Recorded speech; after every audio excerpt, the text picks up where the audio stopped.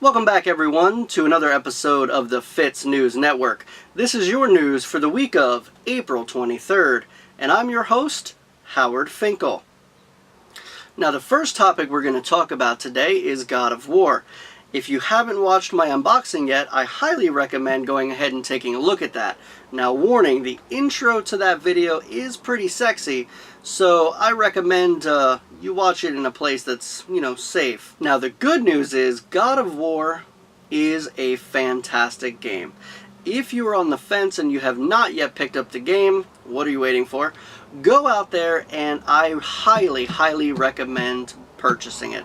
I was a little leery. I know it was getting very high praise, but sometimes critics can kind of overblow certain games, and I can say, after playing about 10 hours of it, I do not feel that they lied at all. The score is completely 100% justified and is one of my favorite titles of all time. The combat and the reimagination of Kratos is absolutely fantastic, and I hope that they do a lot more with this series going forward. So do yourself a favor, if you have not yet watched a review, watched any gameplay, or watched any coverage at all about God of War, I, as a gamer, am highly recommending you go out and watch some material, see how you feel about the game, and then go out and maybe Redbox it, rent it, purchase it, borrow it from a friend, whatever you can do, go out there and support this game. I don't typically push games that much. I like to have people go out and get whatever they'd like, but I can highly say that if you have a PlayStation 4, you should definitely play this game. You will not be disappointed. If for some reason you don't like the game, I don't know what to tell you. Maybe gaming's not your thing. I can recommend crocheting with my grandma Gum Gums.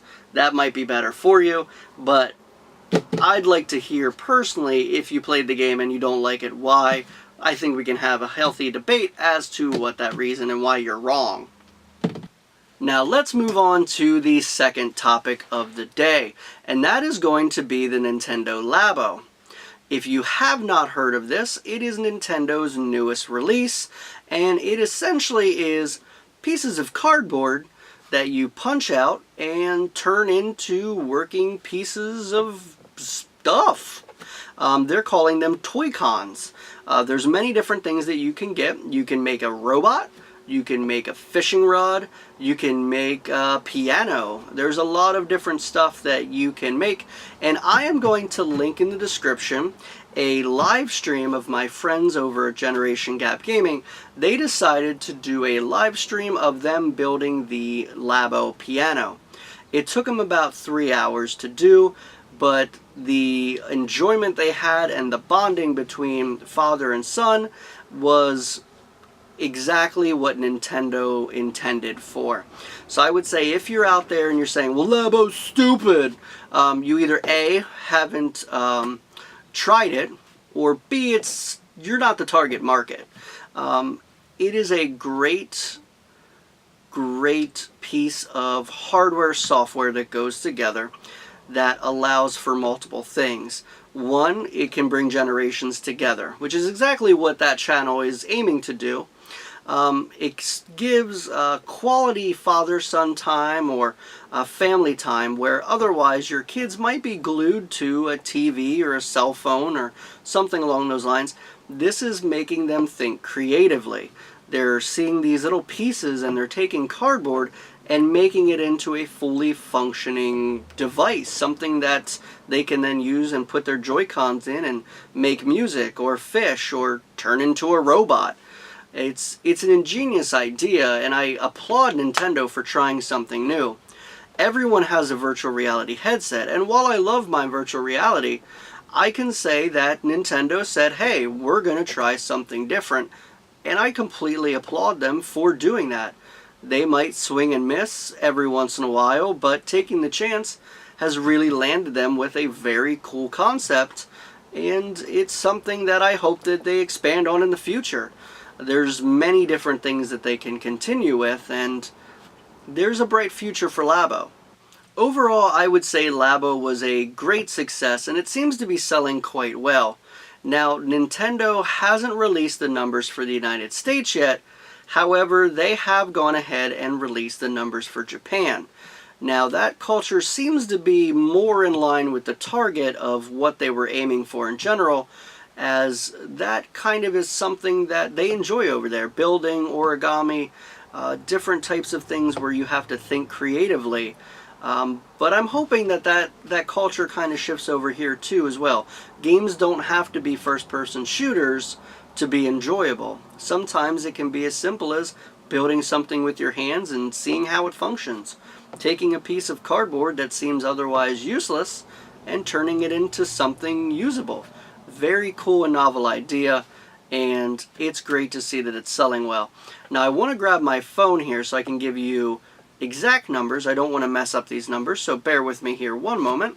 Okay, so I have gone ahead and I have grabbed my phone here, and I had the numbers pulled up, and it is selling absolutely fantastically. Let me give you these numbers here.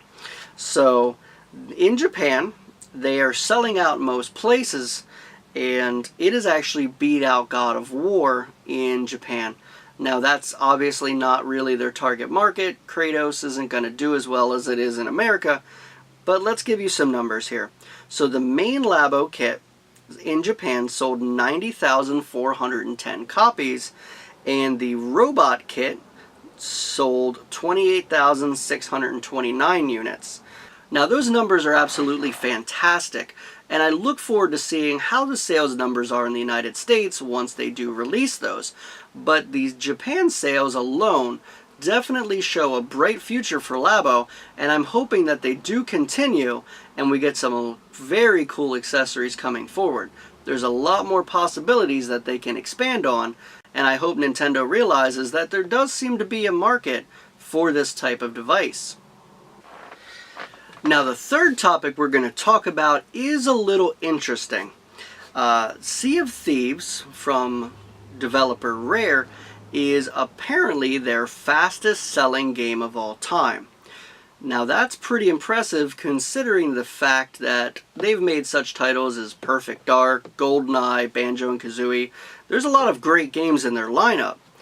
The weird thing is, Rare hasn't gone ahead and actually said what sales numbers are. There is speculation that the only reason it's selling so well is people are able to get it for either free or $10 if they do the Xbox Live Game Pass. So they haven't actually gone ahead and stated whether or not it is actual sales of $60 they're counting, or if they're counting the free ones or the reduced $10 price. So I'm hoping that in the future I can give you guys an update on what they actually are claiming and what they're boasting about, as the game has been received pretty poorly. Now the developer has said they're going to continue to offer support, more DLC, and they're going to fix the game. So hopefully that brings more players, but I'm a little surprised that the game is performing so well in the sales chart, as the game is kind of, I don't know, a shipwreck. We'll continue following that game in the future and see how it continues, but I honestly don't know if I can see this game lasting very long, as people have already started to jump ship. So let's move on to the fourth topic of the day, and this is the rumor mill turning. We have rumors that the PS5 is already in development. I know what you're thinking. I just bought a PS4 Slim. I just bought a PS4 Pro. Why are they doing this to me? Why are they releasing a 5 already? Games are just finally getting good. I hear ya. It's exactly what I feel. I don't think that we truly need a PS5 yet, but it looks as though Sony could be announcing one relatively shortly.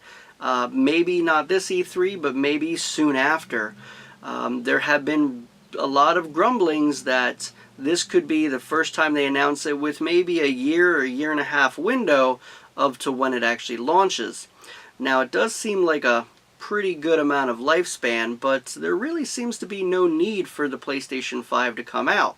Most of the consoles right now are doing just fine as far as sales, and if you're Sony, With selling over 70 million units, I'm not sure why you would be jumping the gun to actually go ahead and get into the PS5. If they were floundering and failing, I could understand why they would move on, but with the PlayStation 4 still selling as well as it is, announcing the PS5 could actually hurt them in the long run. Many people that were thinking about getting a PS4 might actually think of holding off because they're not sure when the PS5 is going to come. That might stall sales, which isn't a good thing for them. My other thought is, God of War finally released. The game is absolutely breathtaking and one of the greatest looking games that I've ever played, with its continuous shots and the actual attention to detail that they put into it. It feels as though the PlayStation 4 is honestly just hitting its stride. Games like Uncharted looked amazing. Last of Us 2 looks absolutely incredible. Development is extremely hard to get right on a system, and it takes a while to learn all the nuances that it comes with developing for said console. I don't feel that it's the right move to pull the rug out underneath the developers when they're just now getting good at the actual systems. I could see maybe releasing another PlayStation 4 update, another Pro for example, maybe enhancing that version, making it a little bit more powerful, as it is underpowered compared to the Xbox One X. But I don't think it's right at this time to release or even announce a PlayStation 5. Now that's just my opinion. I don't know what your opinion is. Tell me in the comments below. Would you be willing to buy a PlayStation 5 already? Do you think it's too soon like I do? Let me know in the comments and we can talk about it. I look forward to discussing what you guys think overall. Now that's all the news stories we have for you this week. Hopefully you enjoyed what we covered, and I hope to see you back next week. If you're new to the channel, think about hitting that subscribe button, and don't forget to leave a comment below letting me know what you think about the stories. Do you hate the idea of a PlayStation 5? Is God of War amazing? Do you like playing with cardboard as much as Japan seems to? Let me know below. Now before we sign off here, I just want to leave you with the next gaming tidbit. Kratos is the God of War, but what is it good for? Absolutely nothing.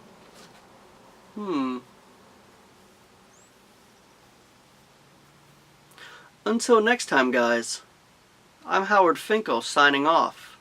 Good game and good night.